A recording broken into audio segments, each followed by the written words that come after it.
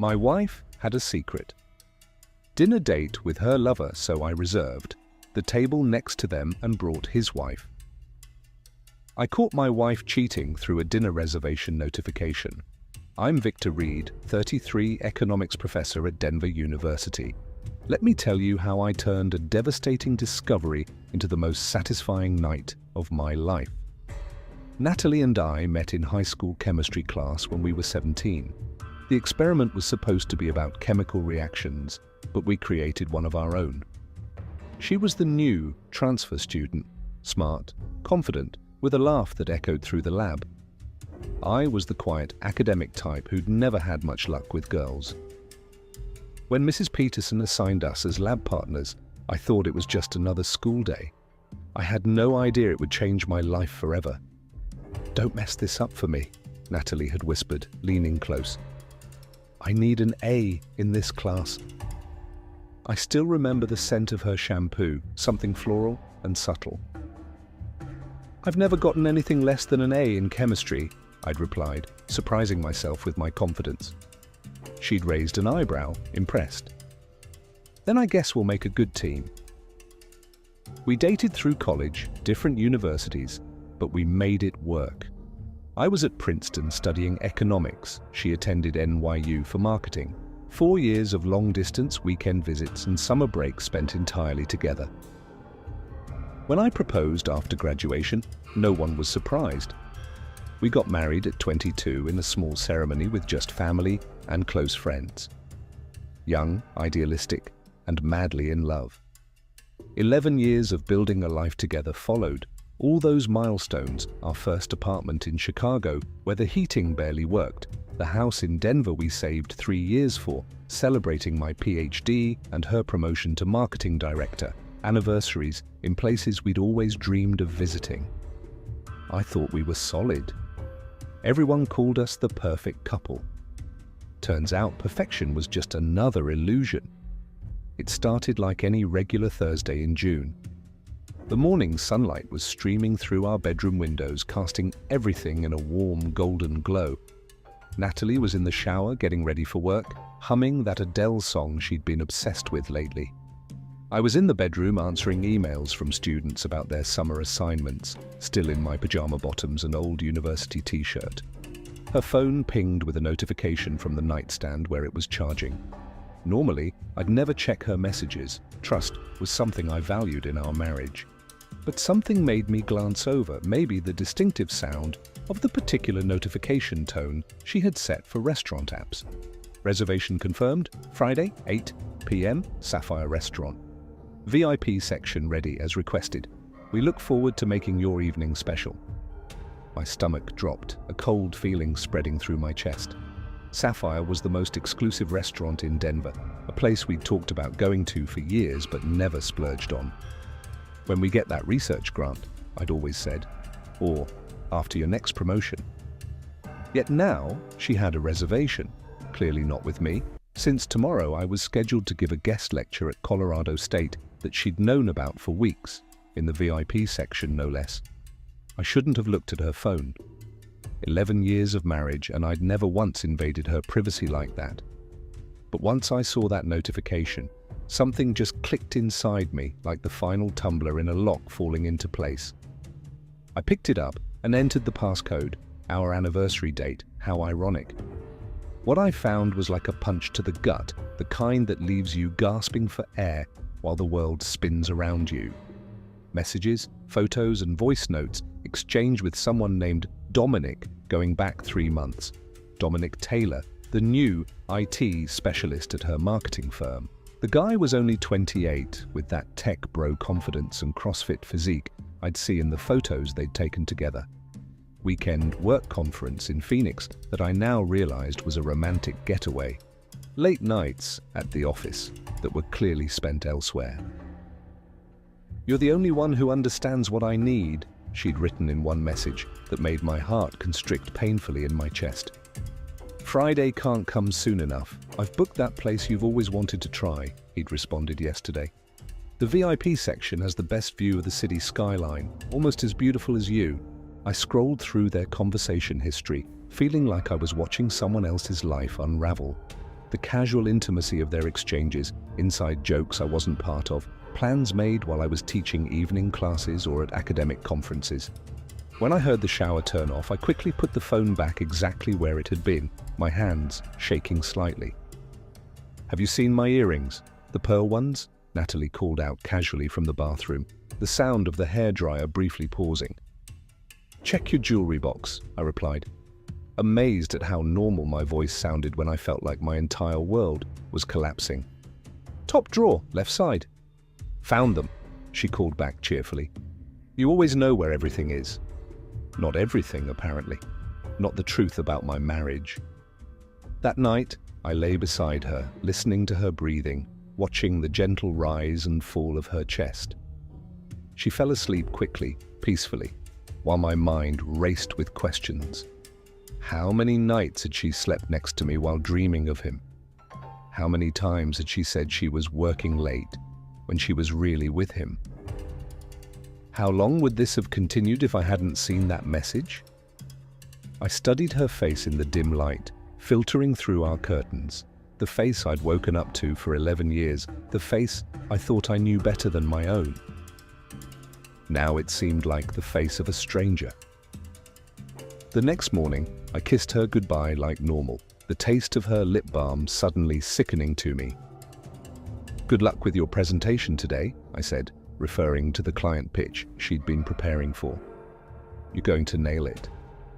She smiled, completely unaware that I knew about her special dinner plans for the evening. "Thanks, babe. Good luck with your lecture at CSU. Don't bore the students to death with those economic models." She kissed me again, lingering a moment longer than usual. Was it guilt, or was I just seeing everything differently now? After she left, I called the university and told them I needed a personal day. My department chair, Dr. Reynolds, didn't even question it. In 7 years, I'd never once called out. Then I sat at our kitchen table, staring at my coffee, trying to process everything. The house felt different somehow, like all our photographs and memories were suddenly just props on the stage.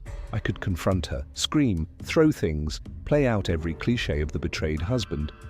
But that wouldn't satisfy me. I needed something more, fitting, something that matched the cold, calculated nature of her betrayal.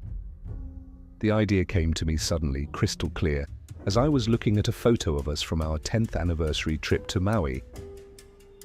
If Natalie wanted a special night at Sapphire with Dominic, I'd make sure it was truly unforgettable, just not in the way she planned.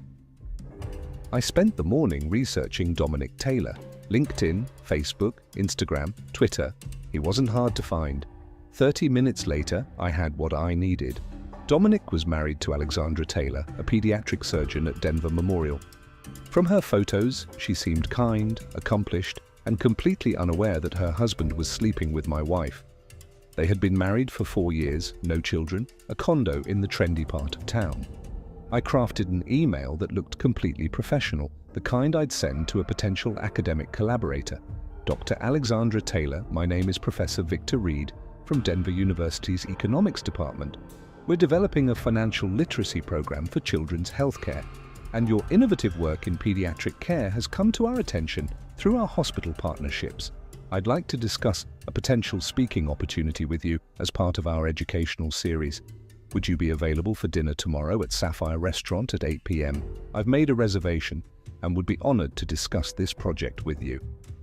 I hit send and waited, my heart pounding. 3 hours later, as I was mindlessly watching a documentary I couldn't focus on, she replied, "Thank you for your interest, Professor Reed. I'd be delighted to meet and learn more about your program. Sapphire at 8 p.m. works perfectly for me. I look forward to our discussion." Next, I called Sapphire myself, surprised at how calm I sounded. "Good afternoon. I'd like to make a reservation for tomorrow at 8 p.m. "Of course, sir. Do you have any seating preferences?" "Actually, yes. I noticed there's a reservation under Reed and another under Taylor in your VIP section. I'd like a table adjacent to them if possible. We're discussing a potential business arrangement and it would be convenient to be nearby." "Let me check." I heard keyboard clicking in the background. "Yes, we can accommodate that. Would you like the table directly next to them?" "That would be perfect. Thank you. And the name for the reservation?" I hesitated for just a moment. Reed. Victor Reed. The rest of the day passed in a blur. I rehearsed what I would say, how I would act, trying to prepare myself for every possible scenario. I barely slept that night, lying on the far edge of the bed, as far from Natalie as possible without being obvious. Friday morning, Natalie was especially affectionate, kissing me deeply before heading out the door. "I might be home late tonight," she said casually. "The team wants to celebrate if we land the Phillips account." "No problem," I replied, the lie bitter on my tongue. I'll probably grab dinner with some colleagues after the lecture anyway. Friday evening arrived. I dressed in my best suit, a charcoal Tom Ford I'd purchased for conference keynotes but Natalie had never seen. I styled my hair differently, added a pocket square, even wore the expensive cologne that had been sitting unopened in our bathroom cabinet, a Christmas gift from my brother. I arrived at Sapphire 20 minutes early. The restaurant was everything it was rumored to be: elegant lighting, modern decor with classic touches, staff that moved like choreographed dancers. The hostess led me to my table, perfectly positioned with a clear view of the VIP section where Natalie and Dominic would soon be seated. At 7:55, Alexandra arrived. She was elegant in a burgundy dress, her dark hair pulled back in a sleek chignon, professional yet approachable. She had no idea what was about to unfold, and for a moment I felt a pang of guilt for involving her. But she deserved to know the truth as much as I did. "Dr. Taylor, Victor Reed, thank you for meeting me on such short notice." I stood, extending my hand. "Please, call me Alexandra." Her handshake was firm, confident. "I was intrigued by your email. A financial literacy program for pediatric patients sounds fascinating. I've often thought our healthcare system needs more education around the financial aspects of medical care." We ordered drinks and began discussing the fictitious program details. I made sure to keep the conversation engaging enough that she didn't suspect anything, but my eyes kept drifting toward the entrance, my heart pounding each time the door opened. At 8:10, they arrived. Natalie was wearing the green silk dress I had given her for her birthday last year. Her hair was styled in loose waves, and she wore the pearl earrings she'd been looking for yesterday. Dominic, tall and annoyingly handsome in a navy suit, guided her through the restaurant with his hand on the small of her back, a gesture of intimacy that made my blood boil. He held her chair, his hand lingering on her shoulder as she sat down. They looked happy, carefree, completely absorbed in each other. I kept talking to Alexandra, watching from the corner of my eye as Natalie laughed at something Dominic said. They clinked glasses, their fingers intertwining on the table. She touched his face in a way she hadn't touched mine in months. Then it happened. Natalie glanced around the restaurant, a habit she'd always had, people watching wherever we went, and froze when she saw me. Our eyes locked across the room. Her glass nearly slipped from her hand. Dominic, noticing her sudden change, turned to follow her gaze. His face went pale when he saw me, absolutely ashen when he recognized Alexandra at my table. "Is something wrong?"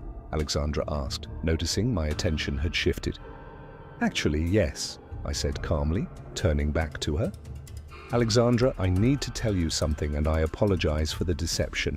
I'm not here to discuss a financial literacy program." Her brow furrowed in confusion, a flash of wariness crossing her features. "Please look at the table behind you in the VIP section. The man sitting there is your husband, Dominic. The woman with him is my wife, Natalie." Alexandra turned slowly. When she saw them, her hand flew to her mouth, a small gasp escaping.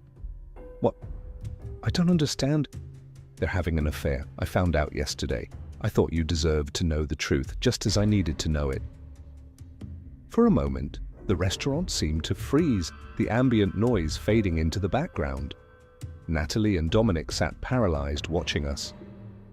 Alexandra stared at them, processing what she was seeing, her professional composure cracking slightly as the reality set in. "Excuse me," I said, standing up. "I think we should have a conversation, all four of us." I walked toward their table, Alexandra following a step behind me. Dominic jumped to his feet, Panic etched across his face. Natalie remained seated, her face drained of color. "Victor, I can explain," Natalie started, her voice shaking. "Can you? That should be interesting," I replied, my voice steady, controlled. "Maybe we should move this to somewhere more private before you try." The manager, sensing the tension, approached discreetly. "Is everything all right here?" "Actually, no," I said quietly. "We're having a rather difficult family situation. Would it be possible to use a private dining room for a few minutes?" Understanding immediately, he nodded. "Of course, sir. Please follow me." Within minutes, the four of us sat around a table in a small private dining room, an uncomfortable silence hanging in the air. Natalie couldn't meet my eyes. Dominic stared at his hands folded on the table. Alexandra sat rigidly, her medical training perhaps helping her maintain composure. "How long?" Alexandra asked, her voice barely above a whisper, breaking the silence. 3 months, Dominic admitted, unable to meet her eyes. "And you were going to tell me when?" she pressed, a slight tremor in her voice the only indication of her distress. I don't know." Natalie turned to me, tears in her eyes. "Victor, this isn't what I planned. It just happened. We were working late on the Philips campaign and—" "Affairs don't just happen, Natalie," I interrupted. "They're made up of hundreds of small choices. Every text, every lie about working late, every time you met him, those were all choices you made, knowing they would hurt me if I ever found out." "I never meant to hurt you," she said, tears now flowing freely down her cheeks. "Yet here we are," I replied, gesturing around the room. "In the restaurant we talked about going to for years, the one that was always too expensive, too hard to get reservations for. Funny how you managed it for him." Dominic tried to take Alexandra's hand across the table. She pulled away sharply. "Don't touch me," she said, her voice cold. "You've been lying to my face for months while I've been working 70-hour weeks saving children's lives." "Things haven't been good between us for a long time," he said defensively. "And this was your solution?" Alexandra's composure finally cracked, anger flashing in her eyes. "Instead of talking to me, instead of counseling, instead of even having the decency to end our marriage first, you sleep with someone else's wife." The conversation continued like this for nearly an hour. Accusations, explanations, tears. Dominic and Natalie tried to defend themselves, then gave up and simply apologized over and over. It felt hollow, words meant to ease their guilt rather than our pain. Finally, I'd had enough. I placed my hotel key card on the table. "I'll be staying at the Grand Hotel tonight. Natalie, you can go home if you want, but I'd prefer not to see you. We can talk about next steps tomorrow." "Victor, please," Natalie begged, grabbing my arm. "We can work through this. People make mistakes.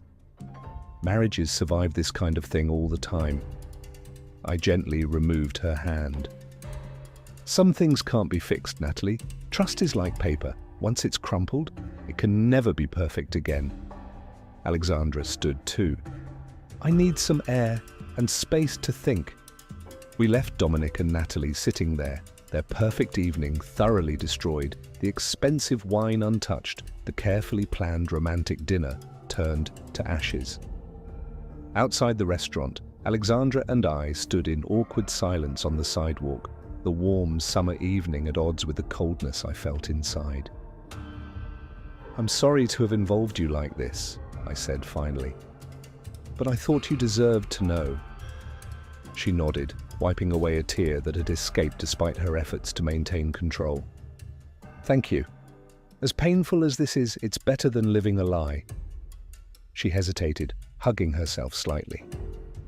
"Do you have somewhere to go tonight?" "The hotel across the street."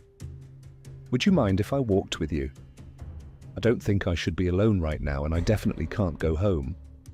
We walked to the hotel together, two strangers united by betrayal. In the lobby bar, I asked if she wanted a drink. One drink turned into several as we shared our stories. How we'd met our spouses, the lives we'd built, the warning signs we'd both missed or ignored. I worked so many night shifts, Alexandra said, staring into her glass. I thought he understood that's what being married to a surgeon meant. I thought being secure and stable was enough, I admitted. Maybe I became predictable, boring. That's not an excuse for what they did, she said firmly. If you're unhappy, you talk about it. You don't go behind someone's back. What will you do now? I asked, as the bar was closing. I don't know, she answered honestly. But I know I can't stay with someone who could lie to me so easily. The trust is gone. I feel the same way. She sighed, running a hand through her hair, now loosened from its chignon. It's strange. I've performed complex surgeries, saved lives, but right now I feel completely lost. One step at a time, I said. That's all any of us can do. I walked her to the front desk and helped her get her own room. Before we parted in the elevator, she hugged me tightly. Thank you, Victor, for having the courage to do what you did tonight. It would have been easier to just confront your wife alone. We both deserved the truth, I replied. The scent of her perfume, something clean and subtle, momentarily distracting me from my pain. That night, alone in my hotel room, I finally let myself feel everything. The anger, the hurt, the loss. I cried for the 11 years I'd invested in a relationship that had become a lie. I cried for the future I'd planned that would never happen now. I cried until there were no tears left, only a hollow feeling in my chest. My phone buzzed repeatedly with messages from Natalie. Apologies, explanations, pleas for another chance. I turned it off. There was nothing left to say. The next morning, I met with a lawyer. The divorce was straightforward, no kids, equal assets. Natalie didn't contest anything. She moved out of our house the following week, in with a friend, not Dominic. Apparently, their relationship hadn't survived the exposure either. 3 months later, I ran into Alexandra at a coffee shop downtown. She looked different, stronger somehow, more at peace. How are you? I asked, as we waited for our orders. Better, she said. The divorce is final. I'm focusing on my work, spending time with friends I'd neglected. How about you? Similar, I replied. Teaching keeps me busy. I'm taking it one day at a time. We talked for 2 hours that day, and again the next week, and the week after that. Not about our exes, but about books, travel, our work, our dreams. There was something comfortable about being with someone who understood exactly what I'd been through, who'd walked the same painful path. 6 months after that fateful night at Sapphire, Alexandra and I had dinner there again, at a different table, creating new memories. We're taking things slowly, both still healing, but there's something promising between us. Something honest. I never expected to thank my wife for anything, but in a strange way, she brought me to where I needed to be. Sometimes the most painful endings create space for better beginnings. What happened has shown me how life can change completely at the most unexpected moment. Relationships are like castles made of paper. They can be destroyed with one blow. But maybe, from the ruins, something stronger, more honest, can be built. The most important lesson I have learned from my experience is, the truth, no matter how painful, is more valuable than even the most comfortable lies. As Alexandra says, sometimes we have to break so that the light can come in.